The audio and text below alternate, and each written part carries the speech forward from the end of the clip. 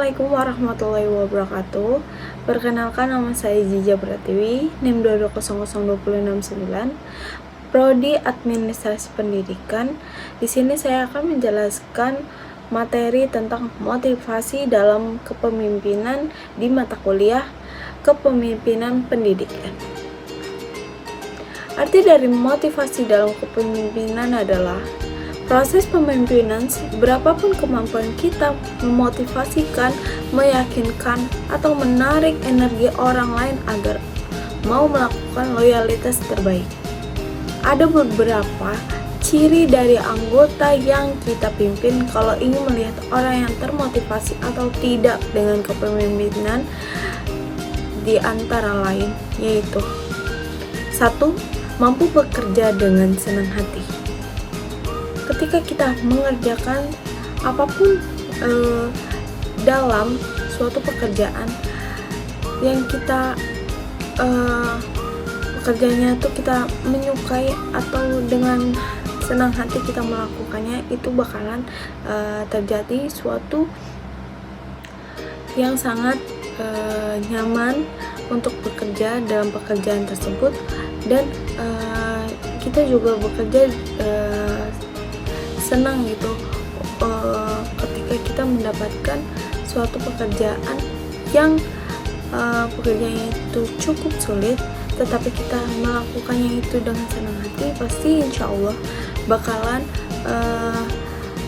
akan ada pekerjaannya itu dipermudahkan. Dan kedua itu bekerja dengan target yang jelas.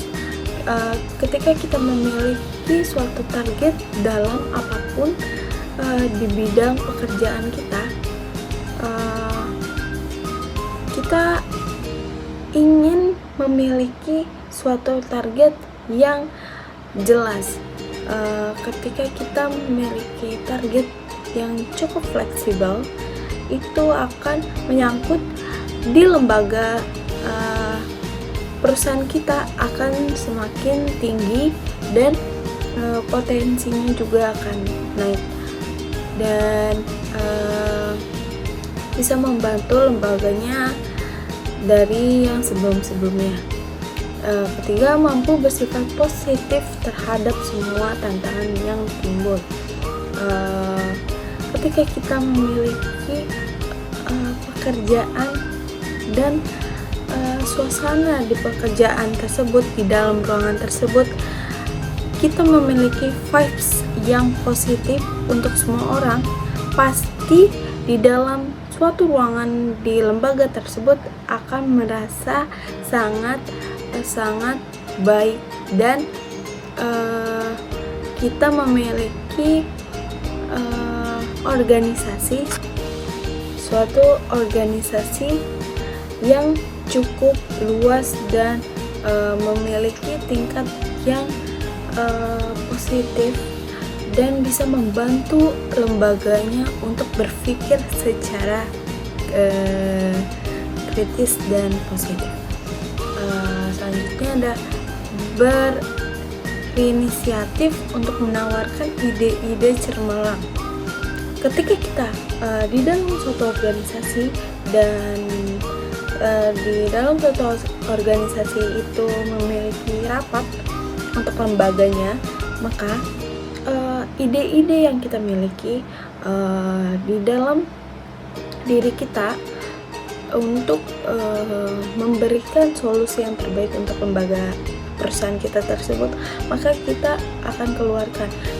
Ketika kita mengeluarkan ide-ide kita untuk lembaga dan suatu organisasi yang ada di dalamnya, itu akan membantu meringankan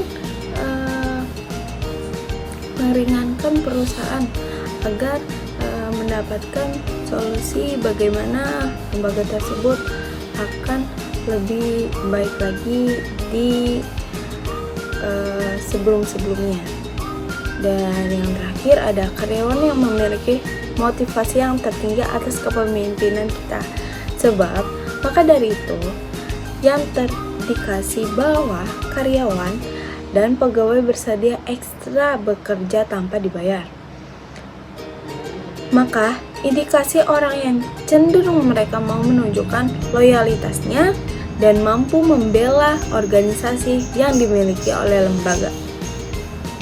Menurut Abraham, bahwa motivasi dapat membuat melakukan segala sesuatu untuk mendapatkan sesuatu yang diinginkan atau menghindari hukuman.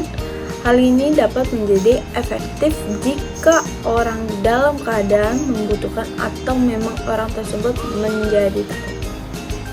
Adapun menurut Frederick Gallagher-Gentry yang dikatakan dengan motivasi integritenis yang merupakan kebutuhan dasar dalam bekerja yang bila kerjaan tidak dipenuhi bisa menimbulkan kekecewaan bagi siapapun dalam konteks pekerjaan.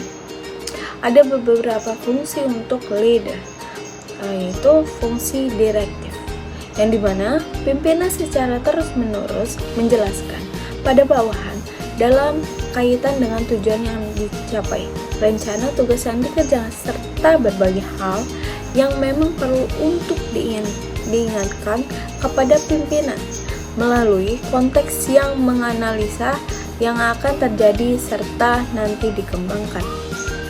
Kedua, target.